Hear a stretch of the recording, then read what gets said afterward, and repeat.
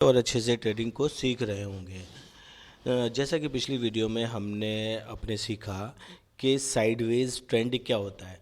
तो हमारे जितने भी ट्रेंड होते हैं, up trend, down trend and sideways trend, तो इन तीनों ट्रेंड को हमने अपनी पिछली वीडियो में कंप्लीट कर लिया। अगर जिसने वो वीडियो ना देखी हो तो वो चैनल पर जाकर वीडियो को देख सकता है। ठीक है। और वीडियो पसंद आए तो लाइक करें, शेयर करें एंड सब्सक्राइब चैनल को ज़रूर कर लें, जिससे आने वाली वीडियो की नोटिफिकेशन आपको मिल सके। ठीक है। तो दोस्तों, जिस तरह से प्राइस का एक्शन होता है, उसके साथ साथ एक चीज़ काम करती है जो कि हर मार्केट में जिसके बिना कुछ भी काम नहीं कर सकता, उसे कहते हैं बायर्स और सेलर्स। जिस जगह पे बायर्स और सेलर्स होते हैं, उसी जगह पर होता है डिमांड एंड सप्लाई। तो जो डिमांड और सप्लाई जोन होते हैं, डिमांड और सप्लाई क्या होता है हमारा, हम आज इस चीज़ को क्लियर करेंगे कि हमारा डिमांड और सप्लाई क्या होता है। ठीक है। तो हम क्लियर करेंगे कि डिमांड हमारा क्या होता है, डिमांड जोन हमारा क्या होता है, और सप्लाई जोन हमारा क्या होता है, डिमांड एंड सप्लाई।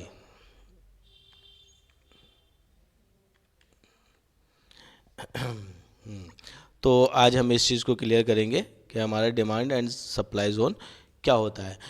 असल में अगर हम समझने की कोशिश करें तो ये हमारा डिमांड एंड सप्लाई जोन होता क्या है, सबसे पहले हम इसको जान लेते हैं। जैसे कि एक पर्टिकुलर जगह है, एक पर्टिकुलर बेस है, जहाँ पर कौन खड़ा है, बायर्स। यहाँ पर बायर्स खड़े हैं।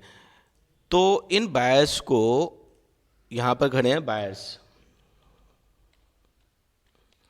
ये हो गया बायर्स का एरिया। ठीक है। यहाँ पर बायर्स खड़े हैं और इन बायर्स को यहाँ से प्रोडक्ट को खरीदना है। मान लीजिए कोई भी पर्टिकुलर स्टॉक है, उसको यहाँ से खरीदना है। उसको खरीदने के लिए यहाँ पर बायर्स खड़े हैं। तो ये हमारा हो गया डिमांड एरिया। ठीक है। ये हमारा हो गया डिमांड एरिया। अब स्टॉक यहाँ पर आएगा। जब स्टॉक यहाँ पर आएगा और फिर सीधी सी बात है, स्टॉक यहाँ कहीं, अगर मान लीजिए यहाँ कहीं स्टॉक चल रहा है, यहाँ यहाँ कहीं पे स्टॉक चल रहा है, ये हमारा स्टॉक चल रहा है, लेकिन बायर वेट कर रहा है कि स्टॉक हमारा नीचे आए। जब वो यहाँ पर आएगा तो ये जब बाइंग करेंगे तो स्टॉक हमारा कहाँ जाएगा, सीधी सी बात है, मार्केट कहाँ जाएगा, मार्केट ऊपर जाएगा। इस चीज़ को हम कहते हैं एक डिमांड एरिया, जहाँ पर डिमांड बन जाती है। इसके साथ साथ एक एरिया हमारा बनता है जिसे कहते हैं सप्लाई एरिया, जहाँ पर सेलर्स रहते हैं। सप्लाई एरिया क्या होता है हमारा, जहाँ पर सेलर्स रहते हैं। इसी तरह से ये एक एरिया हमारा बनता है जहाँ पर होते हैं क्या, सेलर्स। यहाँ पर होते हैं सेलर्स,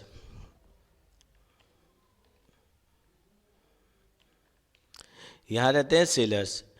तो जब भी प्राइस इस एरिया से, इस पर्टिकुलर जगह से उठकर यहाँ बायर से ने जब इसको खरीदा, खरीदने के बाद जब मार्केट ऊपर को गया, तो यहाँ पर जब ये सेलर्स एक्टिवेट होते हैं, यहाँ पर सेलिंग करते हैं। सेलिंग कौन करता है, देखिए सेलिंग करने के दो तरीके होते हैं दो लोग सेलिंग करते हैं। एक तो वो सेलिंग करेंगे जो कि यहाँ से स्टॉक को बाय करके गए हैं और उन्होंने यहाँ से यहाँ तक का ये सारा प्रॉफिट अपना ले लिया है। इतना प्रॉफिट ले लिया है तो अब वो यहाँ पर अपने प्रॉफिट को बुक करेंगे। तो बुक करेंगे, इसका मतलब क्या आएगी, सेलिंग होगी। सेलिंग होगी, प्राइस कहाँ जाएगा, प्राइस सीधी सी बात है यहाँ से नीचे जाएगा। जब यहाँ से प्राइस नीचे चलना शुरू करेगा तो फिर क्या होगा, सेलर्स एक्टिवेट होते हैं। सेलर्स एक्टिवेट होंगे, सेलर्स एक्टिवेट होंगे तो वो यहाँ पर और तेज़ी से शॉर्ट सेल करेंगे या सेल करेंगे। ठीक है। तो जब यहाँ से सेलिंग करेंगे, प्राइस अगेन कहाँ पहुँच जाएगा, हमारा प्राइस पहुँच जाएगा अगेन बायर्स के एरिया में। ये हो गया हमारे बायर्स के एरिया में पहुँच गया। यहाँ पे बायर्स फिर से इसको बाई करेंगे। ठीक है। यहाँ पे बाइंग करी, बाइंग करने के बाद यहाँ से फिर सेलिंग आई। तो इस एरिया को कहते हैं, क्या कहते हैं, बायर्स के एरिया को कहते हैं डिमांड एरिया। यहाँ पे हो गया, ये होता है हमारा डिमांड एरिया। ये हो गई डिमांड। ठीक है। यहाँ पे हो गया बायर्स और डिमांड, कुछ भी कह सकते हैं हम इसमें, बायस भी कह सकते हैं यहाँ पर, और यहाँ पर हम इसको डिमांड भी कह सकते हैं। इसको ये लीजिए, बायस और डिमांड, कुछ भी कह सकते हैं, ठीक है। ये हो गया हमारा सेलर्स का एरिया, जिसको हम सप्लायर भी, यहाँ पर हम इसको सप्लाई भी बोल सकते हैं। यहाँ पे क्या बोल सकते हैं, सप्लाई एरिया। ये हो गया हमारा सप्लाई एरिया, ठीक है। तो इस पर किस तरह से हम काम करते हैं कि हम वेट करते हैं, अगर पर्टिकुलर स्टॉक, एक स्टॉक यहाँ पर अगर ओपन हुआ है या यहाँ पर ओपन हुआ है, तो हम वेट करेंगे, किस चीज़ का वेट करेंगे कि पहले वो स्टॉक जो है ना, या तो बाइंग एरिया में जाए या फिर सेलिंग एरिया में जाए। जब भी वो बाइंग एरिया में जाएगा तो हम बाइंग करेंगे, और जब भी वो सेलिंग एरिया में जाएगा हम उसे सेल करेंगे, ठीक है। तो ये होता है डिमांड एंड सप्लाइंग का रूल, सप्लाई का रूल, ठीक है। चलिए आइए चलते हैं, देखते हैं चार्ट पर इसको किस तरह से हम समझ सकते हैं, ठीक है। जैसे कि हम आज की मार्केट को अगर ले लें, आज की मार्केट को कंसिडर करें या कल की मार्केट को कंसिडर करें, ठीक है। तो देखिए कितना बेहतरीन एक एरिया बना हुआ था। आप देखिए यहाँ पर, देखिए यहाँ पर एक अच्छा एरिया बना हुआ था। ये देखें, ये बना, ये हमारा कौन सा एरिया हो गया, ये हमारा हो गया डिमांड एरिया, और ये हमारा हो गया सप्लाई एरिया, ठीक है। ये हमारा डिमांड एंड सप्लाई एरिया हो गया। अब इसमें प्राइस ने क्या किया, प्राइस जैसे ही डिमांड एरिया से ऊपर निकला है, तो देखिए अपने कहाँ तक गया, अपने सप्लाई एरिया तक गया। यहाँ से प्राइस चल के आया, ठीक है, यहाँ पे वेट किया, बायस एक्टिवेट हुए, और बायस मार्केट को कहाँ ले गए, ऊपर ले गए। जब ये बायर्स यहाँ से मार्केट को ऊपर लेके गए हैं, यहाँ पर कुछ जो बायर यहाँ का हैं, उन्होंने यहाँ पे अपने प्रॉफिट बुकिंग की। जब प्रॉफिट बुकिंग करना शुरू करी है उन्होंने, आप देखें, जब यहाँ पर उन्होंने अपनी प्रॉफिट बुकिंग करना शुरू करी, यहाँ पे सेलर्स भी एक्टिवेट हो गए। देखिए ये कितना बड़ा कैंडल आया है, ये सेलर्स के एक्टिवेशन कैंडल रहते हैं। ये शो करते हैं कि हाँ यहाँ पर सेलर्स एक्टिवेट हुए। सेलर्स यहाँ पर एक्टिवेट हुए, सेलर्स एक्टिवेट करके मार्केट को कहाँ लेकर आ गए, मार्केट को अगेन लेकर आ गए वहीं डिमांड एरिया पे। आप देखिए कहाँ से कहाँ मार्केट को लेकर आए हैं, अगेन डिमांड एरिया पे मार्केट को ले आए। यहाँ पे डिमांड एरिया के बाद मार्केट आने के बाद फिर कहाँ गई मार्केट, फिर अपसाइड गई, मार्केट अपसाइड गई। अपसाइड में आने के बाद जैसे ही सेलर एरिया में पहुँची है मार्केट ने यहाँ से फिर से सेलर्स हावी हुए और मार्केट को अगेन नीचे ले आए।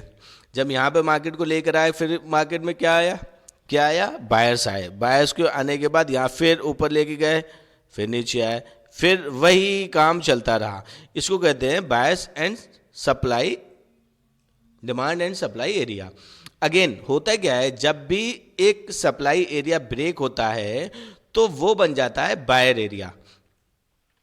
सपोर्ट और रेसिस्टेंस भी आप कह सकते हैं, ठीक है। जब भी कोई भी सप्लाई एरिया ब्रेक होगा ऊपर की साइड, तो वो बन जाएगा एक डिमांड एरिया। अब देखिए ये डिमांड एरिया बन गया।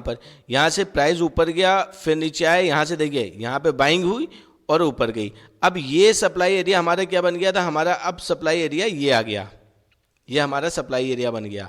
ये नया सप्लाई एरिया बना है, जहाँ से अब देखिए मार्केट ने क्या करा, यहाँ से सप्लाई ली, फिर नीचे आया, फिर ऊपर गया, यहाँ से फिर से बायर्स एक्टिवेट हुए, मार्केट को कहाँ लेकर गए, मार्केट को अगेन नए एक डिमांड एरिया पर, जो कि देखिए ये डिमांड एरिया कहाँ से चला आ रहा है, आप देख सकते हैं ये यहाँ से चला आ रहा है। देखा आपने, ये कहाँ से चला आ रहा है, ये यहाँ से चला आ रहा है, ये डिमांड एरिया यहाँ से चला आ रहा है। तो इस तरह से यहाँ पर फिर से बायर्स एक्टिवेट हुए, बायर एक्टिवेट हुए तो बायर्स मार्केट को कहाँ ले गए, फिर वही सप्लाई एरिया पर बायर लेकर चले गए। यहाँ पे देखिए, और जैसे ही ऊपर ब्रेक करा, ऊपर ब्रेक करने के बाद सस्टेन नहीं कर पाए, फिर से नीचे आ गए और आज की मार्केट यहाँ पर क्लोजिंग दे दी। कहाँ क्लोजिंग दी है, अभी हमारी मार्केट ने क्लोजिंग दी है एक सप्लाई एरिया के जस्ट नीचे, मतलब mid of buyer and seller area. तो इस तरह से बाइंग और सेलिंग में काम करता है, ठीक है। ये वो कॉन्सेप्ट है कि जब भी आप काम करेंगे, हमें मार्केट के लिए बायर्स की भी ज़रूरत है, हमें मार्केट के लिए सेलर्स की भी ज़रूरत है। अगर दोनों में से कोई चीज़ नहीं होगी तो मार्केट नहीं चल पाएगी। तो वही चीज़ है, देखिए जब भी मार्केट काम करेगी तो इसी कॉन्सेप्ट पर काम करेगी। मार्केट कभी भी ऐसा नहीं है कि मार्केट शुरू हुई यहाँ से शुरू हुई और चलती चली जाए, ऊपर चली जाए, बस ऐसे करके और सब ऊपर, ऐसे नहीं जाएगी। मार्केट को वापस भी आना है, मार्केट फिर थोड़ा सा वापस आएगी, फिर ऊपर जाएगी, फिर वापस आएगी। इस चीज़ को कहते हैं बाइंग एंड सेलिंग। यहाँ पर देखिए ये जो हुआ है यहाँ पर, ये है बायर्स एरिया, ये बायर्स बन गए यहाँ पर, ठीक है, यहाँ पर सेलर्स आ गए। तो इस कॉन्सेप्ट को कहते हैं demand and supply. I hope understand कि आपको मेरा समझाना समझ में आया होगा और आप सीख भी रहे होंगे। अगर ये वीडियो पसंद आती है आप लोगों को तो इसको लाइक करें, शेयर करें, सब्सक्राइब करें और इसको बैक टेस्ट करें। देखिए, बैक टेस्ट जब तक आप नहीं करेंगे तब तक हमें किसी भी चीज़ का कॉन्फिडेंस नहीं आएगा। हमें बैक टेस्ट करना बहुत ज़रूरी है कि हम बैक टेस्ट करें इसको और चेक करें कि हाँ सीधा ये काम करता है मार्केट में या नहीं करता है। आप कहीं भी काम करेंगे, कहीं भी देखेंगे तो एक एरिया वाइज बनेगा। अब ये एरिया, इन एरियाज़ को कैसे बनाया जाता है, इस चीज़ को समझना है, इस चीज़ को देखना है। बैक टेस्ट करेंगे आपको समझ में आ जाएगा। इस तरह से बाइंग और सेलिंग काम करती है। कभी भी जब भी ये एक सपोर्ट को तोड़ेगा तो वो रेसिस्टेंस बन जाएगा और जब भी रेसिस्टेंस को तोड़ेगा तो वो सपोर्ट बन जाएगा, ठीक है। वैसे जैसे कि कभी भी ये पॉइंट को तोड़ के नीचे अगर आ गया, ये अभी हमारा डिमांड एरिया है, मान लीजिए ये हमारा डिमांड एरिया है, ठीक है। डिमांड एरिया को तो ये डिमांड एरिया को तोड़ के अगर प्राइस यहाँ पर आके इससे टक्कर लेने लगता है तो फिर ये सेलर्स का एरिया बन जाएगा। डिमांड एरिया नीचे बनाएगा, मार्केट डिमांड एरिया फिर नीचे बनाएगा। तो इस तरह से डिमांड एंड सप्लाई काम करता है। इसको बैक टेस्ट करें और इसको बैक टेस्ट करें, सीखें, दूसरों को शेयर करें और वीडियो को देखने के लिए आप इस चैनल को ज़रूर से ज़रूर सब्सक्राइब कर लें। आई होप कि आप लोगों को समझ में आई होगी वीडियो और लाइक करें, शेयर करें। Thank you.